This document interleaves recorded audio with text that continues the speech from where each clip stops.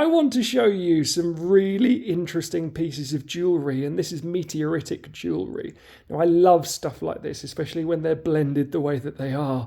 Now, on one side of this piece, which has been sort of gold coated, you've got the Meteorite meteorite, which is one of the oldest known meteorites, and it's estimated to be about 4.5 billion years old. Now, this was discovered in northern Sweden in the early part of the 20th century, and this is known for having this quite remarkable Wittmann-Statten pattern, which is this sort of reticulated cross-hatching nickel and iron pattern. So as this is traversing space, it cools down by about 1 degree every million years, and it causes the nickel and the iron, which is the sort of chief components of this kind of nickel-iron meteorite, to sort of cross-hatch over each other and overlap. And then under this, you've got the Suricho-Palisite meteorite, which is found in Kenya, and this was found in 2016, but it's known to locals much earlier than 2016. 2016 is just when we decided to write it down. Now, this is a really remarkable example of palisite, of which there's lots of different varieties. So it's kind of a rare type of stony iron meteorite. So it contains gem quality olivine, which is essentially peridot or peridot, choose your preferred pronunciation.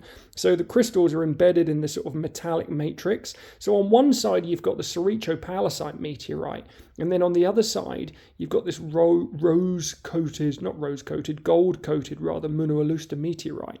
Now, you've got iterations of this in different styles. So this chap here is Munualusta in the face, and then you've got in the tummy Suricho-Palisite. So on this one, it's both front-facing pieces, Munualusta in the more traditional sort of silver. It's not been coated in rose gold or gold. And then you've got Suricho-Palisite all embedded into this really awesome little astronaut. Or you've got this very large and quite elaborate piece, which is a complete prototype. This is the only one that exists. So you've got palisite there, Suricho-Palisite. And then the whole thing is sort of embroidered on the periphery here with cubic zirconia. And then on the back here, it's set into what has been shaped into the shape of an ammonite, this beautiful cephalopod.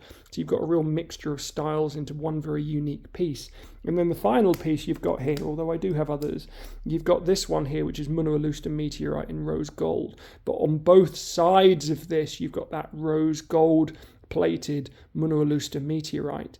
So meteoritic jewellery, I think, is something that's really a talking point. I find that when you're buying minerals and collector's specimens, I think that we don't really grow out of show and tell. And this is the kind of jewellery that has such a story behind it that it's very sort of look at me, and not just look at me, but listen to me, because this kind of stuff comes with a really wonderful story.